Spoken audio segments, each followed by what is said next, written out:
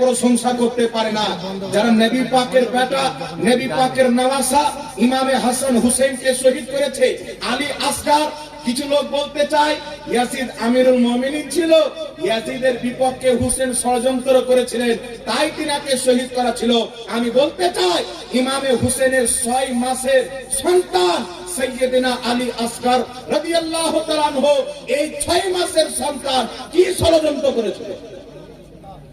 6 মাসের প্রতি সন্তান নবী পাকের রক্তের ছেলে, যে মায়ের দুধ ঠিকভাবে পান করতে পারতো না, এই 6 মাসের শিশু সন্তান ইয়াজিদের সাথে কি দুশমনী ছিল, ইয়াজিদের বিপক্ষে কি বলেছিল, ইয়াজিদের ব্যাপারে কি চক্রান্ত করেছিল?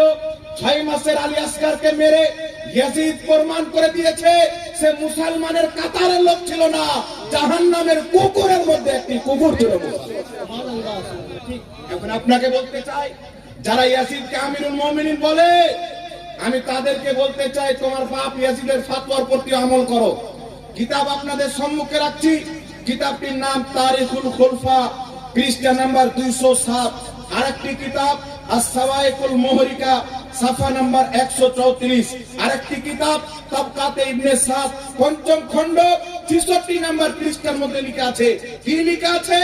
ইয়াজিদ জিনাকারী ছিল, মহিলাদের সাথে জিনা করত, মায়ের সাথে বিবাহ করা, বেটির সাথে বিবাহ করা ইয়াজিদ জায়েজ বলতো, বৈধ বলতো। তাহলে ইয়াজিদেরকে যারা আমিরুল মুমিনিন বলে, এই ওয়াহাবিদেরকে বলতে চাই তোমরাও মায়ের সাথে বোনের সাথে বিয়ে করো। তোমাদের আমিরের এটাই ফতোয়া। ইয়াজিদ ফতোয়া দিয়েছিল মায়ের সাথে বিয়ে করা যায়, ইয়াজিদ ফতোয়া দিয়েছিল বেটির সাথে বিয়ে করা যায়। আর ইয়াজিদ শরাব পান করে এত বেহুশ হয়ে যেত, নেশাতে ডুবে যেত যে ইয়াজিদ নামাজ পর্যন্ত ছেড়ে দিত।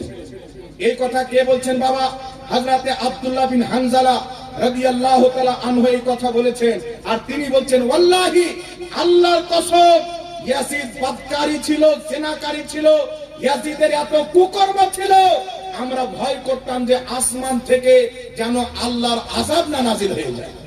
মায়ের সাথে বিবাহ করা যায় বলতো, বেটির সাথে বিয়ে করা যায় বলতো, আর দারু পান করে নেশাতে ডুবে থেকে নামাজকে ছেড়ে দিত।